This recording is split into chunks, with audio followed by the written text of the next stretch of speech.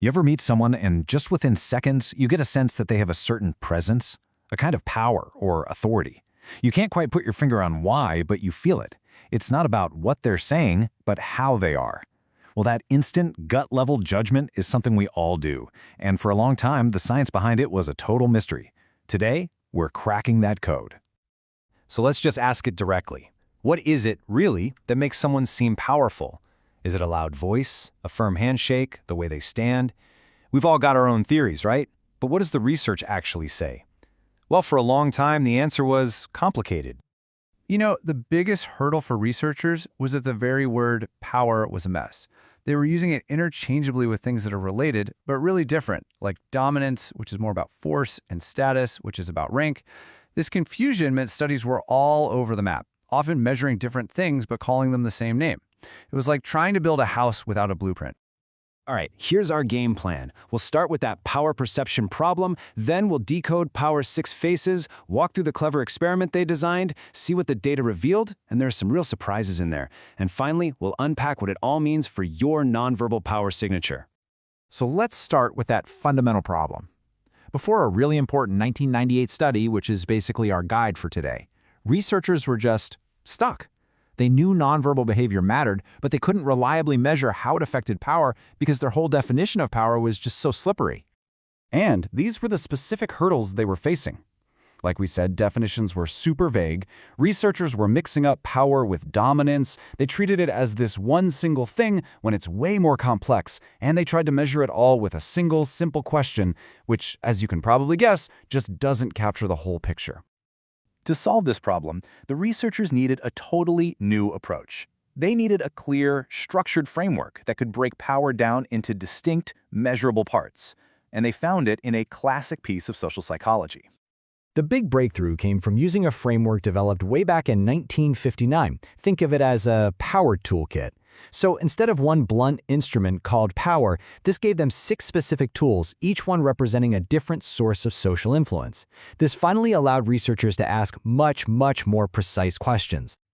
Okay, let's open up this toolkit. The first tool is reward power.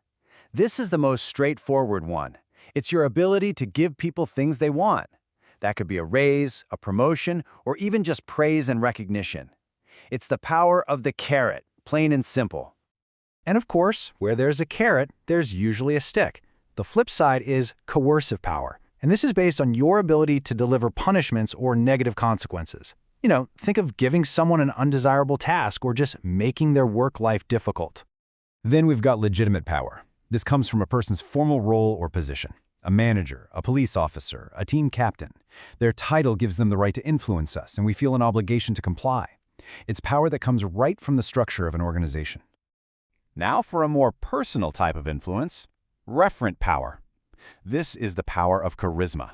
It's not based on a title, but on how much others like you, admire you, and want to be associated with you. People follow because they want to, not because they have to. It's about being a role model. Our 5th tool is expert power. This one's also personal, but it's all about what you know. It comes from having superior knowledge or skills in a specific area. I mean, when your doctor gives you advice, you listen because you see them as an expert, right? And finally, kind of holding all of this together, the researchers included a 6th base, credibility. This is simply the perception that you are truthful. You do what you say you will do, your words match your actions. It's the absolute foundation of trust. And as we'll see, it is a critical piece of the puzzle. So now we have our toolkit of 6 distinct types of power. The next step for the researchers was to design an experiment to see if specific nonverbal cues could actually change how people perceive these different types of power. The setup was really elegant and simple. Participants read a short story about 2 men, John and Greg, having a business discussion. The content of their conversation, the words they said, never changed. The only thing that was different was the description of John's nonverbal behavior. After reading, participants rated John using scales that measured each of those 6 power bases we just talked about. And here are the exact variables they tested. 3 nonverbal cues, each with 2 conditions. For facial expression, John was either described as relaxed or nervous. For eye contact, he either had direct contact or indirect eye contact. And for body posture, he was either sitting back with his legs crossed or sitting on the edge of his seat. Simple, right? Okay, so the stage is set. We have a clear definition of power, broken into 6 types, and a controlled experiment to test 3 specific nonverbal cues. The question is, what did they find? Which of these tiny nonverbal details actually made a difference?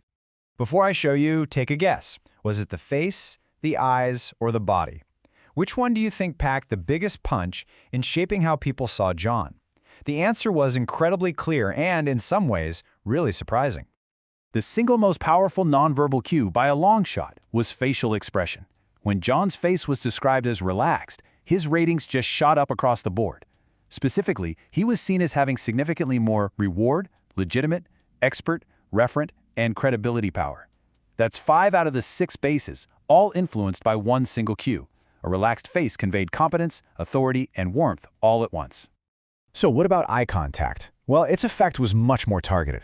Making direct eye contact didn't really change perceptions of most power bases, but it had a direct, measurable impact on one crucial trait: credibility.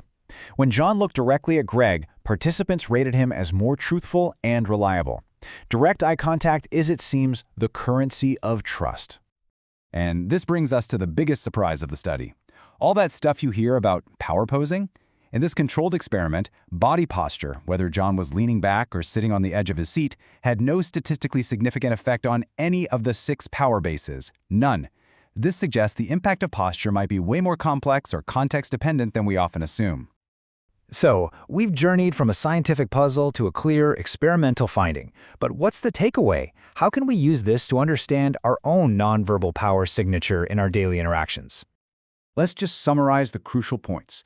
First and foremost, your face is your primary power tool. More than anything else, a calm, relaxed expression communicates a broad spectrum of power. Second, direct eye contact is your tool for building credibility. If you want to be seen as trustworthy, this is key. Third, don't overthink your posture. Its effect isn't as simple as pop psychology might suggest. And finally, the study found these cues just add up. A relaxed face plus direct eye contact is even better than just one. The effects simply stack on top of each other. In every meeting, every conversation, every single interaction, your nonverbal cues are telling a story about you, about your confidence, your expertise, your trustworthiness. You can't turn them off. So the real question this research leaves us with is a personal one. What story are your nonverbals telling about you? And is it the story you want to tell?